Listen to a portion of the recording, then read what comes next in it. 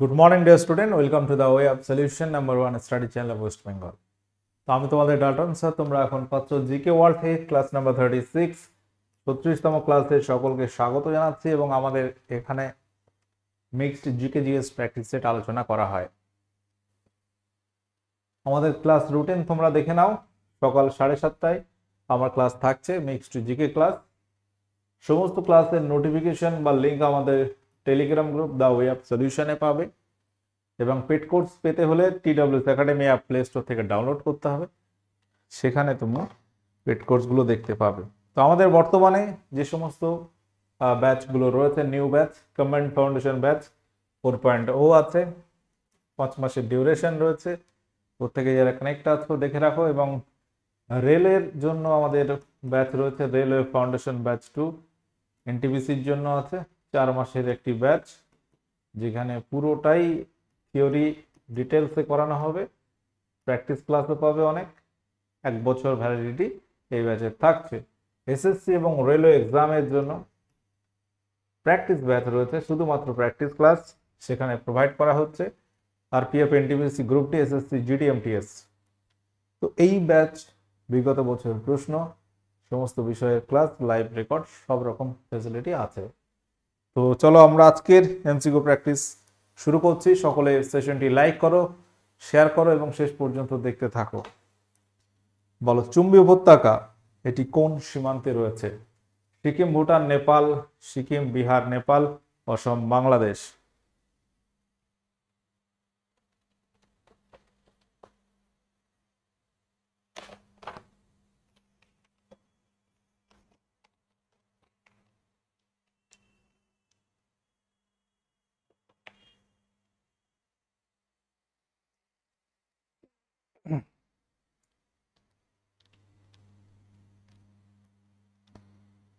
তো সঠিক উত্তর এখানে কি হবে? উত্তর হবে সিকিম এবং ভুটান সীমান্তে রয়েছে চুম্বী উপত্যকা। এই চুম্বী উপত্যকা থেকে একটা নদী আমাদের উৎপত্তি লাভ করেছে, চুম্বী উপত্যকার টং পাস থেকে। তোরসা নদী। তোরসা নদীর নাম তোমরা প্রত্যেকে জানো, আমাদের উত্তরবঙ্গের উল্লেখযোগ্য একটা নদী তোরসা নদী, তিস্তা তোরসা বলি। তো সেই তোরসা নদী, তার উৎপত্তি হয়েছে চুম্বী উপত্যকার টং নামক পাস থেকে, টং পাস থেকে উৎপত্তি লাভ করেছে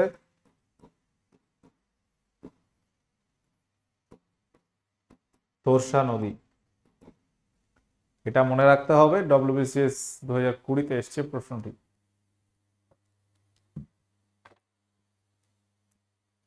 অজন্তা ইলোরার গুহা কোন শহরের সন্নিকটে অবস্থিত? অজন্তা ইলোরার গুহা কোন শহরের সন্নিকটে অবস্থিত? মাউন্ট আবু, ঔরঙ্গাবাদ, বিজাপুর নাকি মাদুরাই? অজন্তা ইলোরার গুহা এটি কোন শহরের কাছে অবস্থিত? এসএসসি সিজিএল এর প্রশ্নটা এসছে। অজন্তা ইলোরা গুহা আগে বলো কোন রাজ্যে পড়ছে? মহারাষ্ট্র। মহারাষ্ট্র রাজ্যে পড়ছে অজন্তা ইলোরা গুহা। সেটি কোথায়? সেটি হচ্ছে মাউন্ট আবু কোথায়? রাজস্থান। বিজাপুর কর্ণাটক। মাদুরাই কোথায়? তামিলনাড়ু। ঔরঙ্গাবাদ এটি কোথায়? মহারাষ্ট্রে পড়ছে। মহারাষ্ট্রের ঔরঙ্গাবাদ, যেখানে অজন্তা ইলোরার গুহা আছে। অজন্তা ইলোরার গুহা এটি আমাদের ভারতবর্ষে একটা ইউনেস্কো ওয়ার্ল্ড হেরিটেজ সাইটের মধ্যে পড়ছে। বলো, সাতবাহন বংশের প্রতিষ্ঠাতা কে ছিলেন? সাতবাহন বংশের প্রতিষ্ঠাতা কে ছিলেন? কানহা, শ্রীমুখ, হল, গৌতমীপুত্র। সাতবাহন বংশ, সাতবাহন বংশ যেখানে আমরা অনেক সাতকর্ণীর নাম জানি। প্রথম সাতকর্ণী, দ্বিতীয় সাতকর্ণী, গৌতমীপুত্র সাতকর্ণী, যজ্ঞশ্রী সাতকর্ণী। তো সাতবাহন বংশের প্রতিষ্ঠাতা হচ্ছে শ্রীমুখ বা শ্রীমুখ। অনেক বইতে শ্রীমুখ রয়েছে, কোথাও শ্রীমুখ আছে। সাতবাহন বংশের শ্রেষ্ঠ রাজা গৌতমীপুত্র সাতকর্ণী। নানাঘাট শিলালিপি আছে, যেখানে রানী নয়নিকার লেখা প্রথম সাতকর্ণীর কাহিনী আমরা জানতে পারি। আরেকটা রয়েছে গৌতমী, তোমার গৌতমীপুত্র সাতকর্ণীর কথা জানতে পারি কোন লিপি থেকে, বলতে পারবে? গৌতমীপুত্র সাতকর্ণীর কথা কোন লিপি থেকে জানতে পারি? একটা নানাঘাট, সেটা আলাদা, সেটা প্রথম সাতকর্ণী, ওটা তোমরা কমেন্টে জানাবে যে গৌতমীপুত্র সাতকর্ণী তার কথা কোন লিপি থেকে জানতে পারি। মেঘদূত এর লেখক কে? মেঘদূতের লেখক কে? শুভ্র, বিশাখ দত্ত, কালিদাস নাকি চাণক্য? মেঘদূত, মেঘদূতম, অভিজ্ঞান শকুন্তলম, মাল্লবিক অগ্নিমিত্রম, রঘুবংশম, কুমার সম্ভব, এগুলো কার লেখা? এগুলো সব কালিদাস রচিত। তাহলে কালিদাস রচিত প্রচুর গ্রন্থ রয়েছে বা বই আছে। আমরা বললাম অভিজ্ঞান শকুন্তলম, রঘুবংশম বা রঘুবংশম, অভিজ্ঞান শকুন্তলম, মেঘদূতম, মাল্লবিকা অগ্নিমিত্রম, ঠিক আছে? এগুলো কার লেখা? কুমার সম্ভব, এগুলো সব কালিদাস রচিত। বিশাখ দত্ত রচিত নাটক মুদ্রা রাক্ষস,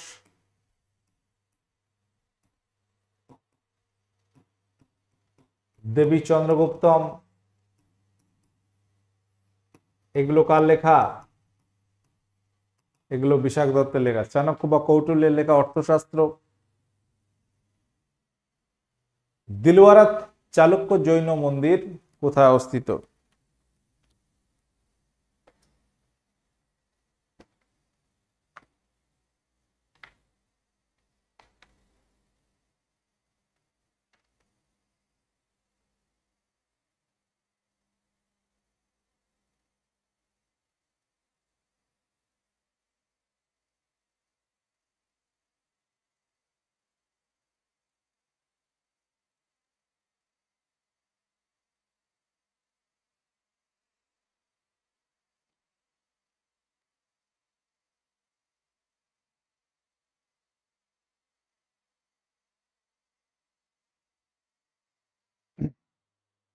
তো এখানে উত্তর হবে রাজস্থান, মাউন্ট আবু পাহাড়ের সন্নিকটে অবস্থিত দিলওয়ারা চালুক্য জৈন মন্দির, যেটি ভারতের উল্লেখযোগ্য একটা জৈন মন্দির।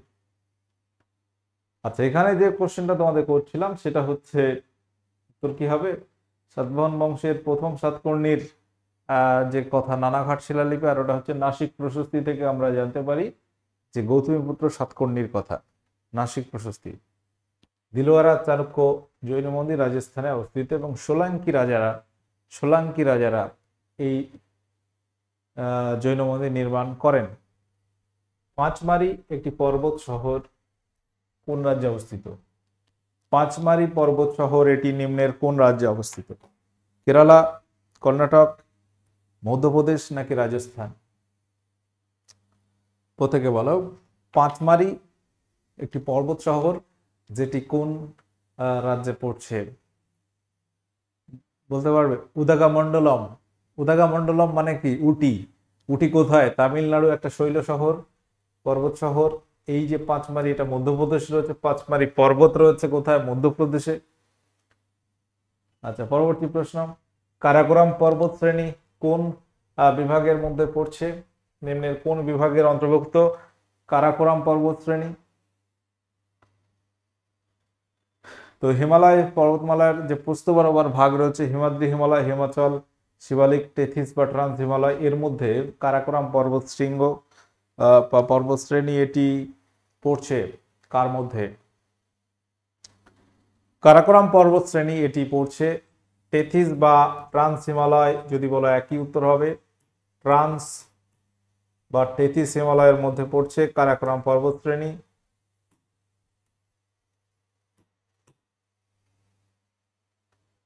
সাতবাহন বংশের শ্রেষ্ঠ শাসক কে ছিলেন?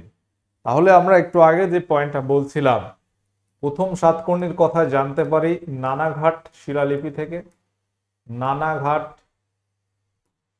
শিলালিপি থেকে। আর গৌতমীপুত্র সাতকর্ণীর কথা জানতে পারি আমরা নাসিক প্রশস্তি থেকে।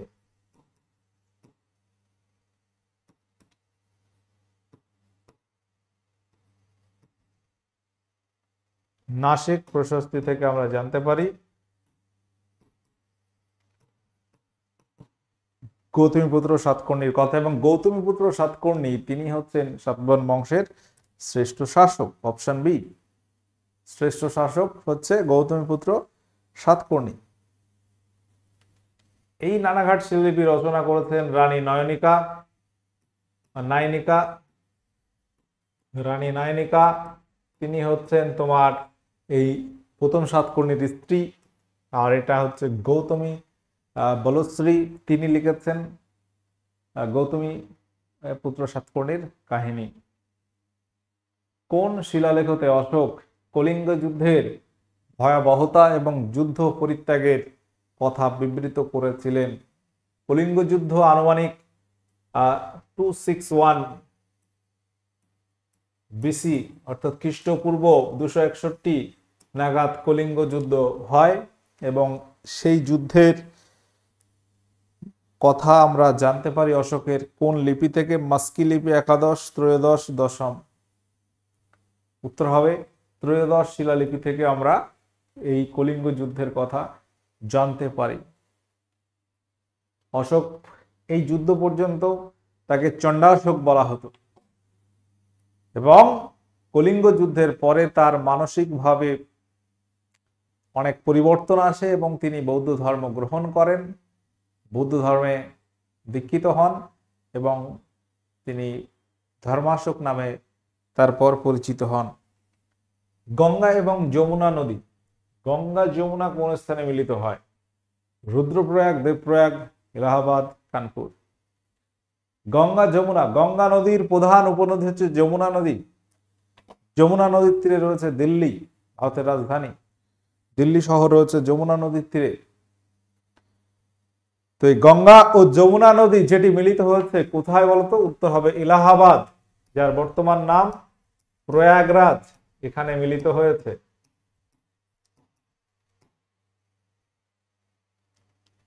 আর গতদিন তো আমরা বললাম রুদ্রপ্রয়াগ হচ্ছে অলকানন্দা এবং মন্দাকিনী, দেবপ্রয়াগে ভাগীরথী অলকানন্দা নদী মিলিত হয়েছে। কানপুর শহর গঙ্গা নদীর তীরে অবস্থিত। হিমাচল প্রদেশের রোটাং গিরিপথ থেকে কোন নদী উৎপত্তি লাভ করেছে? চন্দ্রভাগা, ইরাবতী, নর্মদা নাকি শতদ্রু? নর্মদা নদী মধ্যপ্রদেশের অমরকন্টক পর্বত থেকে উৎপত্তি লাভ করেছে, তাই তো? আচ্ছা, এখানে রোটাং গিরিপথ থেকে উৎপত্তি লাভ করেছে ইরাবতী নদী। নিম্নের কোন শহরটি নর্মদা নদীর তীরে অবস্থিত?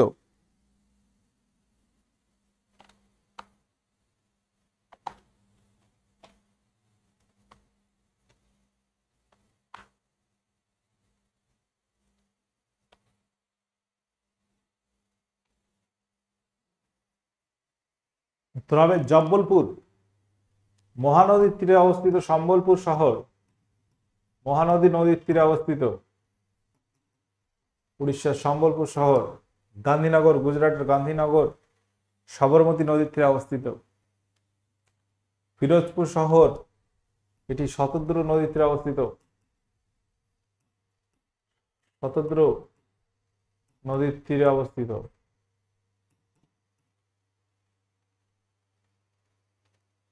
বলো, নিউ ইয়র্ক শহর এটি কোন নদীর তীরে অবস্থিত?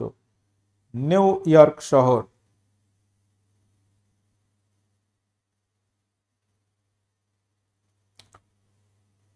নিউ ইয়র্ক কিন্তু আমেরিকার রাজধানী নয়, আমেরিকার রাজধানী ওয়াশিংটন ডিসি।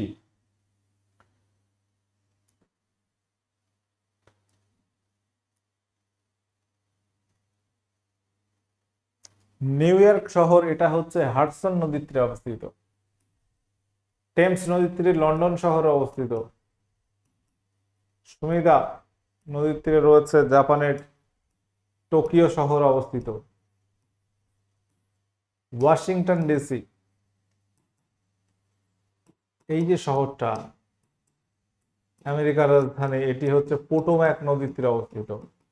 পোটোম্যাক নদীর তীরে অবস্থিত।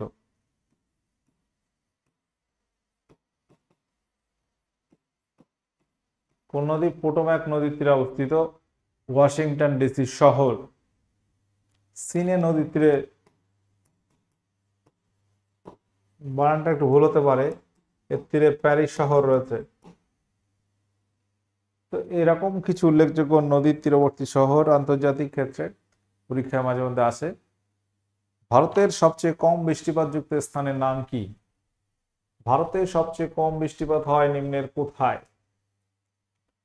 রাজস্থানের জয়সালমীর, করমণ্ডল উপকূল, যোধপুর জেলার পালডি, নাকি কোনোটি নয়? সবচেয়ে কম বৃষ্টিপাত হয় রাজস্থানে। যদি রাজ্য বলো কোথায় সব থেকে কম বৃষ্টিপাত হয়, রাজস্থানে। সব থেকে বেশি বৃষ্টিপাত হয় মেঘালয়ে। মেঘালয়ের চেরাপুঞ্জির মৌসুমী নাম, যেখানে পৃথিবীর মধ্যে সব থেকে বেশি বৃষ্টিপাত হয়। ভারতবর্ষে সব থেকে বেশি বৃষ্টিপাত ওখানেই। রাজস্থানের জয়সালমীরে সব থেকে কম বৃষ্টিপাত হয়, এবং রাজস্থানের যোধপুর জেলার পালডি, এটা হচ্ছে সব থেকে উষ্ণতম স্থান। উষ্ণতম স্থান, এটা হচ্ছে উষ্ণতম স্থান। আর রাজস্থানের জয়সালমীর সব থেকে কম বৃষ্টিপাতযুক্ত স্থান। নিম্নের ঘটনাগুলি সঠিক ক্রমে সাজাও। ভারত ছাড়ো আন্দোলন, সিমলা অধিবেশন, পুনা চুক্তি, মন্ত্রী মিশন, চম্পারণ সত্যাগ্রহ। তাহলে এখানে তোমাদের ইতিহাসের এই যে ঘটনাগুলো উল্লেখযোগ্য, এগুলো জানতে হবে।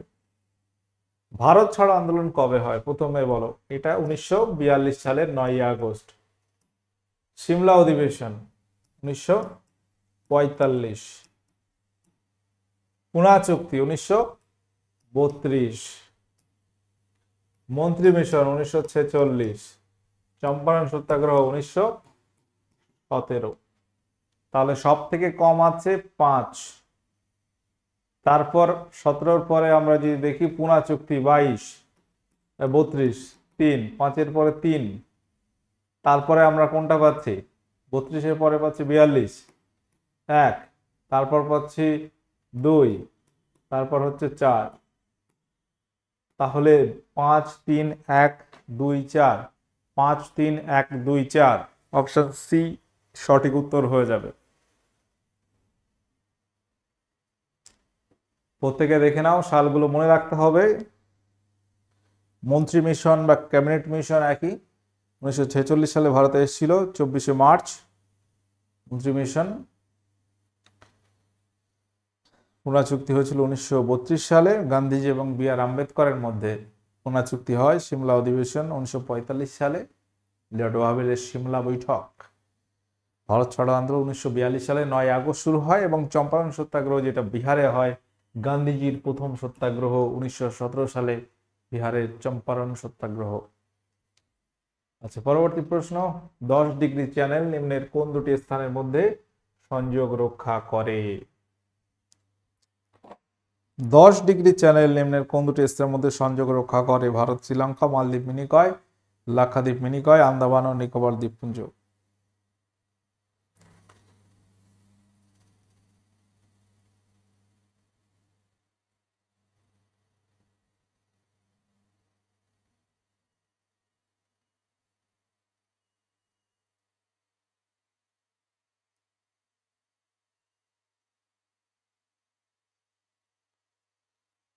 তো এখানে মনে রাখবে আন্দামান এবং নিকোবর দ্বীপপুঞ্জের মধ্যে 10 ডিগ্রি চ্যানেল রয়েছে। ভারত শ্রীলঙ্কার মধ্যে রয়েছে পক প্রণালী।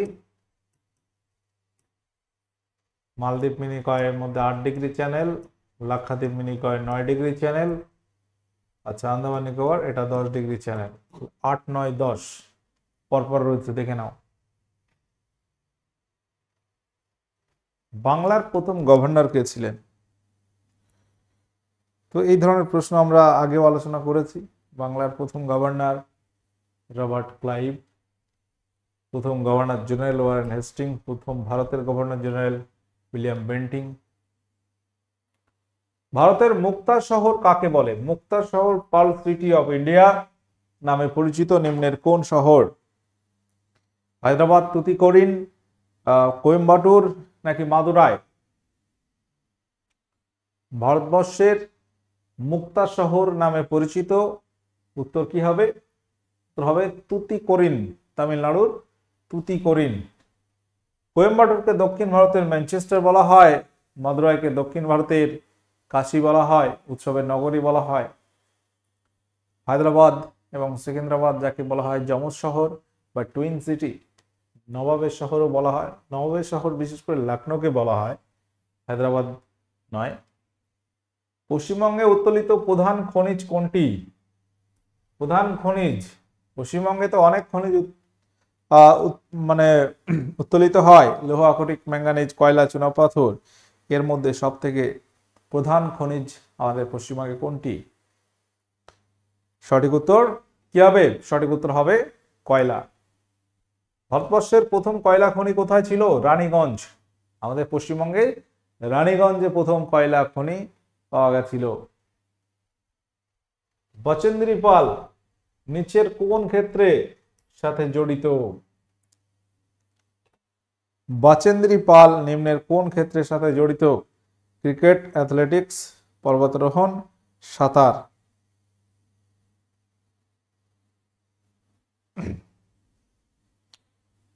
বলো এখানে উত্তর কোনটি হবে? বচেন্দ্রী পাল ভারতবর্ষের প্রথম ভারতের মহিলা যিনি মাউন্ট এভারেস্ট জয় করেন, তাহলে তিনি হচ্ছে পর্বতারোহণ এই ক্ষেত্রে জড়িত প্রথম ভারতীয় মহিলা।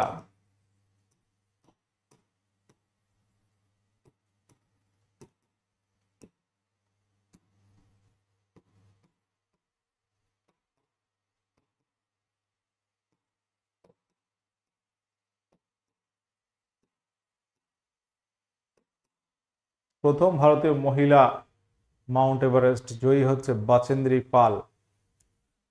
জুন কোতাবেই প্রথম মহিলা যিনি মাউন্ট এভারেস্ট জয় করে ওভারঅল ওয়ার্ল্ডের মধ্যে।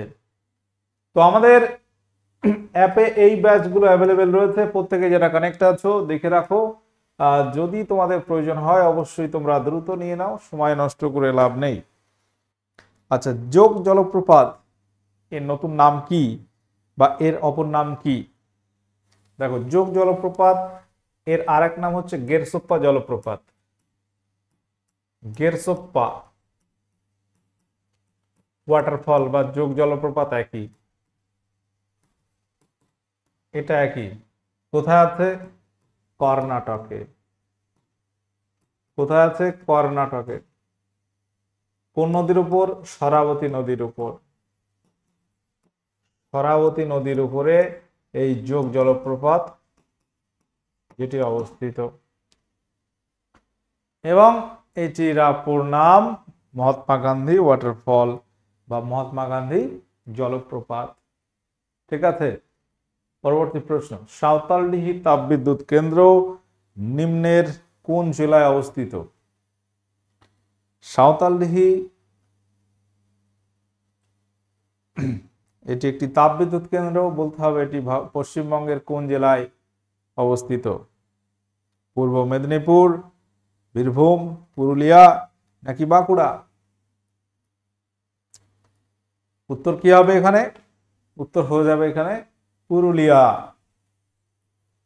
সাঁওতালডিহি তাপবিদ্যুৎ কেন্দ্র পুরুলিয়াতে অবস্থিত। দক্ষিণ 24 পরগনার সাগর দ্বীপে নিম্নের কোন ধরনের বিদ্যুৎ কেন্দ্র অবস্থিত? তাপবিদ্যুৎ, জলবিদ্যুৎ, সৌরবিদ্যুৎ নাকি বায়ু বিদ্যুৎ? পশ্চিমবঙ্গের দক্ষিণ 24 পরগনার সাগর দ্বীপ, যেখানে কোন বিদ্যুৎ কেন্দ্র তৈরি হয়েছে? সঠিক উত্তর এখানে হবে বায়ু বিদ্যুৎ কেন্দ্র তৈরি হয়েছে। উৎপাদন ক্ষমতার নিরিখে পশ্চিমবঙ্গের বৃহত্তম তাপবিদ্যুৎ কেন্দ্র নিম্নের কোনটি? উৎপাদন ক্ষমতার নিরিখে পশ্চিমবঙ্গের বৃহত্তম তাপবিদ্যুৎ কেন্দ্র নিম্নের কোনটি? সব থেকে বেশি বিদ্যুৎ উৎপন্ন হয় বা হতে পারে কোন কেন্দ্রে? ব্যান্ডেল, ফারাক্কা, মেজিয়া নাকি কোলাঘাট? উত্তর হবে মেজিয়া। মেজিয়া কোথায়? এটা হচ্ছে বাঁকুড়া জেলায়। বাঁকুড়া জেলার মেজিয়াতে সব থেকে উৎপাদন ক্ষমতা বেশি। মথুরা শহর কোন নদীর তীরে অবস্থিত? উত্তরপ্রদেশের মথুরা শহর তোমাকে বলতে হবে এটি কোন নদীর তীরে অবস্থিত। গত দিনের এটি ছিল হোমওয়ার্ক। উত্তর হবে যমুনা নদীর তীরে। উত্তরপ্রদেশের রাজধানী লখনৌ, যেটা গোমতী নদীর তীরে অবস্থিত। আচ্ছা চলো, আজকের হোমওয়ার্ক এটা হলো, নিম্নের কোনটি জাহাজ নির্মাণ কেন্দ্র নয়? তো আজকে 26টি কোশ্চেনের মধ্যে তোমার স্কোর কত হলো একটু কমেন্ট করে জানিয়ে দেবে। যারা কানেক্ট ছিলে এত সময় আমাদের the way of solution TWS academy YouTube চ্যানেলে যারা এখনো সাবস্ক্রাইব করোনি অবশ্যই সাবস্ক্রাইব করে নোটিফিকেশন অল করে রাখবে। এবং আমাদের পেড কোর্স আমরা করাচ্ছি TWS একাডেমি অ্যাপ। এই অ্যাপ তোমরা প্লে স্টোর থেকে ডাউনলোড করতে পারবে। তো প্রত্যেকে যারা কানেক্ট আছো সকলকে বলবো যে কোনো একটা টার্গেট ফিক্সড করো, দেন পড়াশুনো করো, আরো সুবিধা হবে, পথ চলতে সুবিধা হবে। কারণ টার্গেট ছাড়া তুমি এখানে পথভ্রষ্ট হয়ে যাবে। যে কোনো একটা পরীক্ষা টার্গেট করতে হবে, NTPC বা SSCর পরীক্ষা বা WBPKP, যে কোনো একটা পরীক্ষা টার্গেট মনে মনে ফিক্সড করো এবং সেই সিলেবাস ধরে তুমি চলতে থাকো। ঠিক আছে, সকলে ভালো থাকো, সুস্থ থাকো। আজকের ক্লাস এখানে এন্ড হচ্ছে। যদি কোনো প্রশ্ন থাকে কমেন্ট করে জানাও। সেশনটি ভালো লাগলে অবশ্যই লাইক শেয়ার করে দিও। ওকে, টাটা, বাই।